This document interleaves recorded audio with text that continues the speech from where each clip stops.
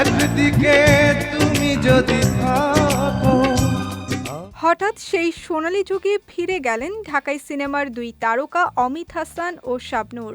১৯৯৯ সালে মুক্তি পাওয়া ভুলো না আমায় চলচ্চিত্রের কালজয়ী গান একদিকে পৃথিবীতে সেই সময় দর্শক মাতিয়েছিলেন অমিত ও শাবনূর। এর ২৬ বছর পর ফের এক ফ্রেমে একই গানে গলা মেলালেন তারা। মূলত চিত্রনায়ক কাজী মারুফের সামাজিক মাধ্যমে প্রকাশিত একটি লাইভে এই দৃশ্য দেখা যায়।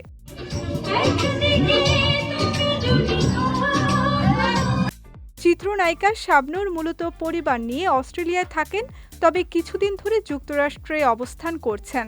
সেখানে অবস্থানকালে তিনি ঢাকাই সিনেমার মৌসুমীর সঙ্গেও সাক্ষাৎ করেন। এই দুই তারকার আবেগঘন পুনর্মিলনের মুহূর্ত সামনে আসতেই ভক্তদের মধ্যে উচ্ছ্বাস ও নস্টালজিয়ার সৃষ্টি হয়।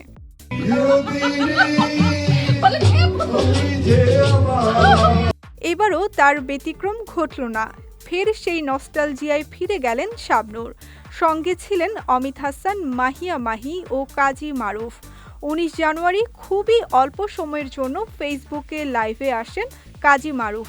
২১ সেকেন্ডের ওই লাইভে দেখা যায় একদিকে পৃথিবী গান বাজছে আর এর সঙ্গে তাল মিলিয়ে পা মেলাচ্ছেন অমিত ও শাবনূর।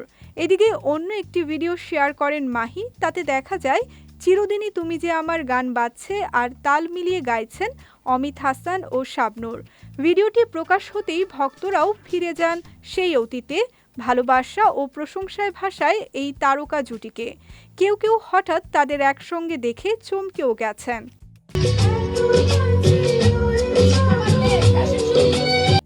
এর আগে ছেলে আইজানকে খুশি করতে যুক্তরাষ্ট্র সফরে যান চিত্রনায়িকা শাবনূর। সেখানেই শাবনূর উদযাপন করেন তার ৪৬তম জন্মদিন। সে সময় বন্ধু, সহকর্মী ও শুভাকাঙ্ক্ষীদের ভালোবাসায় সিক্ত হয়েছিলেন জনপ্রিয় এই নায়িকা। আমি তোমারই বুকে রব।